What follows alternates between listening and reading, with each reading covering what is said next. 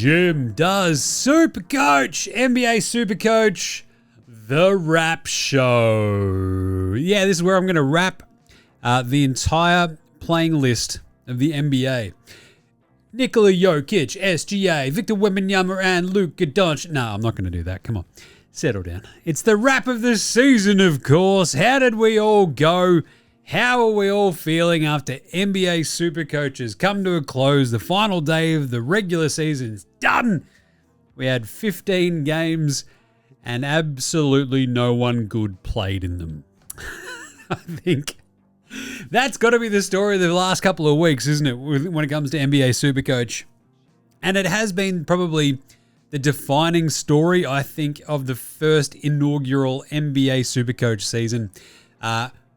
Basically, the consistent attack of injuries, load management, rest, and trying to dodge all of these landmines has been really hard. So I hope you did okay. I hope you had an okay last week. I finished with an 834. It sucked. I mean, if you look, my squad was just a bit of a mess, but it meant I finished 692nd overall, dropped 25 spots from last week. So this week's score was still ranked in the top 7%, but ended up what? So 692 overall. It's okay. I feel like, for a minute there, we were on track to go top 200. And then it's like 2 or 3 very, very, very rough weeks in the middle of the season, then one really bad one in the last few weeks. So I think looking at this final week, I hope you did okay. I like the Harden pick, trying to roll with Harden as Cleveland ended up locking in that final spot pretty early. At least, their 4 spot in the playoffs. That really, really, really hurt. Wemby sitting out an extra game or two, not great. Jokic missed one. Still rips off 121, mind you. But basically everybody on my team, apart from Scotty Barnes, who absolutely showed up, cooked, and smashed. And I'm like, yes, that's awesome. But I think the lesson there is, I guess, for that last week of the season, it might be one thing for next year, just to ensure maybe, just maybe, that you have a boost left for the final week of the season. Because the sheer number of changes that you'd have to make to your roster, I think, to really, really, really optimize your lineup for this week, you'd have to make a lot of trades. Because I made the 3, basically felt okay having a full primo team, but the problem was the differing, sort of priorities of the NBA teams. Even though you think about it, so I've got Maxey, Philly were going hammer and tongs for the playoff spot and trying to get playoff seeding. Still only managed the 78. Still missed games. Scotty Barnes, 111. Toronto were right there at the end, so that actually mattered. Jamal Murray and Jokic. I think I went into this week going, look, the 3, 4, 5 in the West is going to matter. They probably play 3 of these games, if not all 4. That didn't work out. Harden, that was a bust. Wemby, only the 73. Again, that was a bit of a rough one too for this week. But I mean, if you look at his final week, he's just been absolutely awesome, but only plays 2 games in the final week as well. So yeah, not great. Not great there, Jim. How many did Maxey end up playing? He ended up playing, he played all 4 of those games and still managed only 78. So yeah, just a bit of a rough one, right? This final week. Kawhi had 75. That was, again, he played 3 of the 4 games. I kind of expected that from Kawhi. KD with 88. He played 3 as well. And that's the overriding sort of thing. Jalen Johnson, 57 for the week. He actually played 3 as well, 23, 17, 17. But I guess the way that they we saw them yo-yo with the amount of minutes they're playing, how hard they're playing, how much they sort of care. It was always going to be a bit of a difficult one. Even LP Şengün played 3 games. And Jokic, at least, so he played 3 and set out the sort of big one, and then came out and played a handful, 18 minutes against San Antonio today and still managed 29. He went 54, 38, 29. But anyway, so that's the lesson there, I think. We're basically got to go into that. It's really hard to sort of know with this week-to-week NBA Supercoach about what will matter in 5 days' time to some of these teams, to some of these players, whether or not they'll be playing. And I guess I'd love to know how other folks feel about this as well. I think the week-to-week nature of NBA Supercoach is fraught. And I think not utilizing the emergencies and the bench in a smart way has been the big downfall of this game, right? I think there should be at least some way of limiting the impact of a player missing a game because our benches did absolutely nothing all year, right? It makes no sense to even really have a bench, I think, in NBA Supercoach because you're essentially just picking your starters and you'd have to spend the entire week not playing to even get your bench guys, score. Whereas, they miss 1 or 2 games within a week. Maybe that bench score of that day goes onto that slot, perhaps. I don't know, but they've got to figure this out because this was an absolute dog's breakfast. And I loved it. I absolutely loved playing NBA Supercoach this year. I really enjoyed the Supercoach format in the NBA world. So this is trying to sort of basically navigate schedules isn't that difficult. I think you can sort of, really optimize your week-to-week number of games played from your roster. But the biggest problem and the lack of mitigating factors is obviously missed games. And so that will always sink you because you can go, we'll just pick the guys who play 82 games. There's quite literally a handful of players in the NBA who do. And those guys are, weirdly enough, not the guys who are the top scorers of Supercoach. So here we are. Speaking of which, who were the top scorers across the year, Jim? And this is what I love doing at the end of every Supercoach season, AFL or otherwise, is when, I remember when doing the AFL Supercoach show, sort of getting to the end of a season and looking at the primos and going, right, never trade out a prem, just leave them.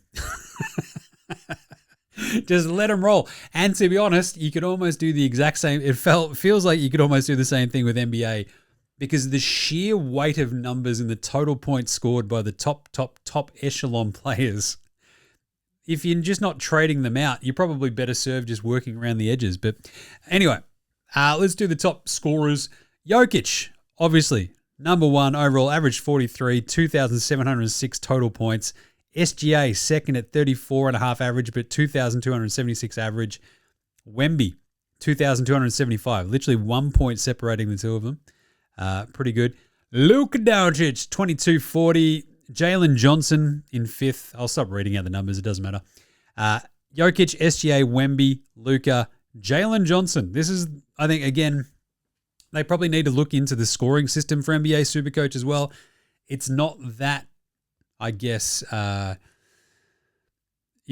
NRL, there's like mitigating factors again around some of these scores, but a lot of this is just sort of a bit cut and dry. Jalen Johnson crushed it, and so did Scotty Barnes, who comes in 6th. But I think it really sort of obviously rewards big rebounders, but you can only play 2 centers, one at flex, one at center. A couple of those sort of swing centers who can play power forward or center like Alpi Şengün. But like being able to, like maybe not over, like if we're going to take away a point for a turnover, I feel like assists should be a little bit heavier weighted, basically to sort of give guards a little bit of a shot in matching like a center who just, is quaffing rebounds left, right, and center. Because if you think about the average number of rebounds in a game versus the amount of assists, you think of it quite literally in terms of counting stats, it's going to be about a double across the normal NBA game, probably 25 to 50 roughly, right? And so it's weird that they're worth the same in Supercoach, So I don't know. It's a bit of a weird one. But anyway, so Scotty Barnes was 6th. Kevin Durant was the 7th highest scorer. Tyrese Maxey at 8. Karl Anthony Towns at 9. Again, that's the a lot of rebounding there. Jamal Murray at 10. Not bad. 11 was Amen Thompson. Love that. And see, they do weight the steals pretty nicely and the blocks.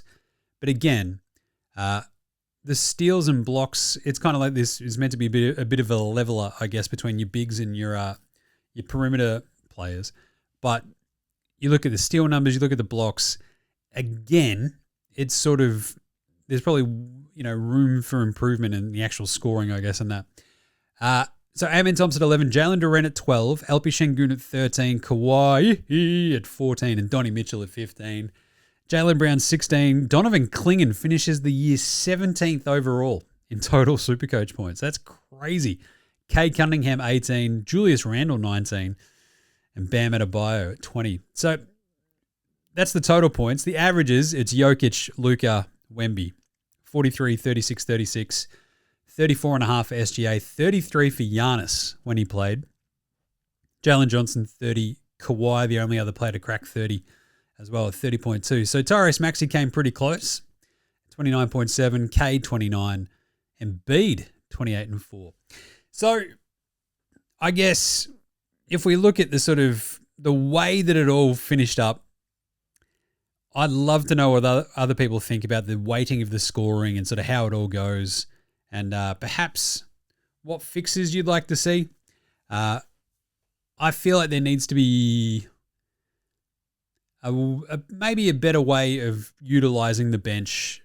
There's got to be a smarter way we can do that, because the bench literally didn't matter all year, unless you're like, and especially with the cash cows, like building out like a bit of a bankroll using the cash cows.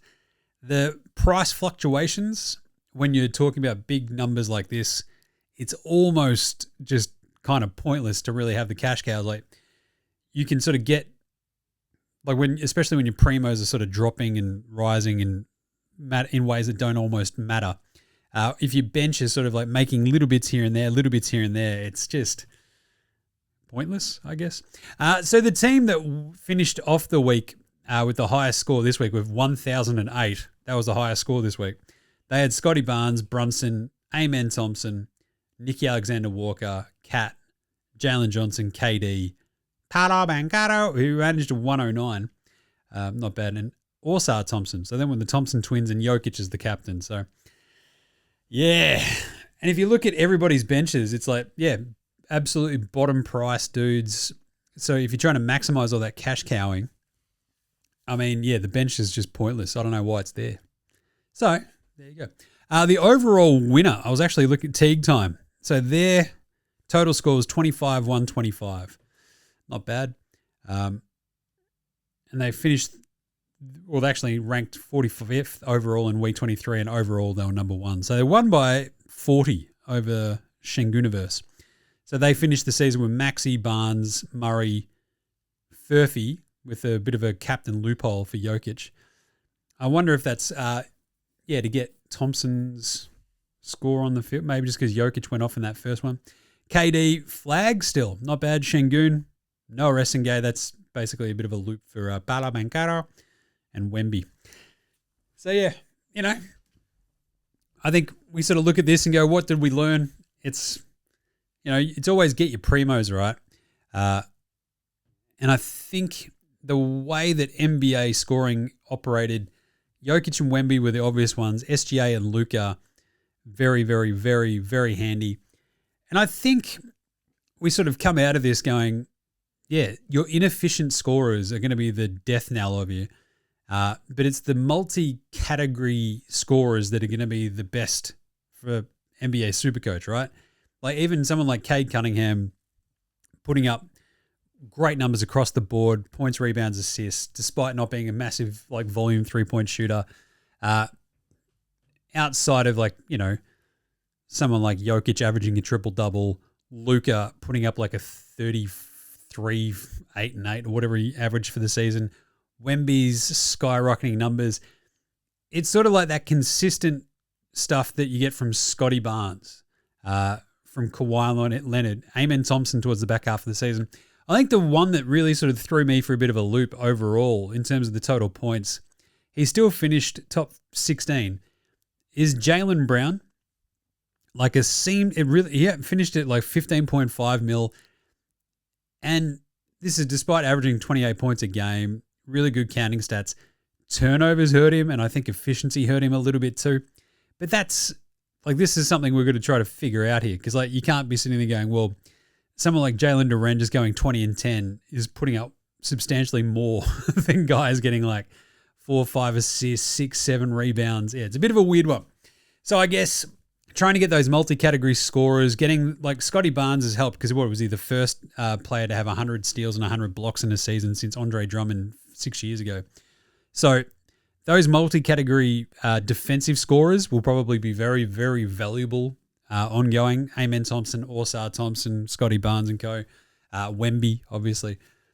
But yeah, I guess it's sort of trying to figure out what you go into next year wanting from NBA Supercoach as well. Because I enjoyed the week-to-week aspect of it, but the scramble of literally having, what, an 8-hour time period, like 12 hours basically between the end of one week to the next to get all of your moves done.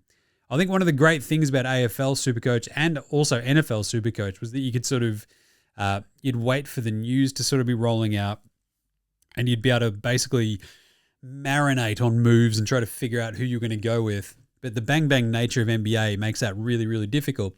I don't really particularly mind it because, again, this is it. My job is to follow the NBA and NFL and AFL and stuff. But, yeah, even I found it really, really hard to sort of be able to analyze, turn around everything in such a short time frame really, really effectively and probably to the depth that I wanted. So, I don't know. Maybe it's just a case of more time sort of in that lead up to the final day of the week for NBA Supercoach where you sort of try to dig into it. But I don't know. It was good. So the thing is, I want to know what everybody else thinks about NBA Supercoach, how they enjoyed their year. I really, really enjoyed like reaching out, chatting to everybody else playing with it. The NBA and the Supercoach community at wide is awesome fun, right? Like it's great. So yeah, I'd love to know what everyone else thought about the NBA Supercoach, how you went, what your expectations were, what versus what the reality was. What else you sort of expected to come from the season that maybe didn't live up to your expectations or what exceeded your expectations. Just let me know because I'd love to get some feedback as well. Also, what can I do better with NBA Supercoach next year, do you reckon? I mean, we're going to keep on doing AFL Supercoach on Jim Does SuperCoach as well. I was never really entirely sure if we're going to keep doing AFL, but I mean, NFL was really, really, really fun. NBA's been pretty chaotic and very full on. And AFL, though, with the week-to-week aspect of that, it's a little bit easier. So I think what we'll try to do with the AFL Supercoach show is probably move it to a Monday or a Tuesday because like the Thursday getting it out is just a little bit, well, the Wednesday or whatever we've been doing, it's a little bit late, the team reveal. So we'll probably still do a little bit of a team reveal video or something and then a slightly bigger AFL show. But I don't know. Let me know. What do you want from Jim Does SuperCoach? I would just want to know. So hit us up. But is that about it? I reckon that might be about it. What a season it was. So what did I finish up? It was 692 overall. You feel okay about that. So yeah, thanks to all the legends who have listened for NBA Supercoach. Remember, NBA Straya will still be going strong all the way through the playoffs and the finals and the draft and free agency. So if you do love your NBA, just make sure you're listening to NBA Straya as well. Come on. Why wouldn't you?